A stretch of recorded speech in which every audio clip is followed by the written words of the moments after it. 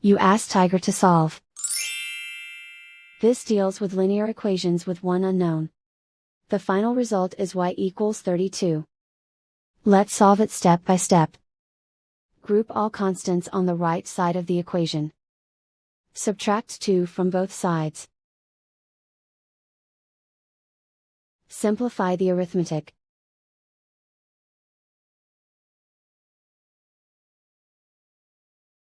Isolate the y. Multiply both sides by 4. Group like terms. Multiply the coefficients. Simplify the fraction. Simplify the arithmetic. And so the final result is y equals 32.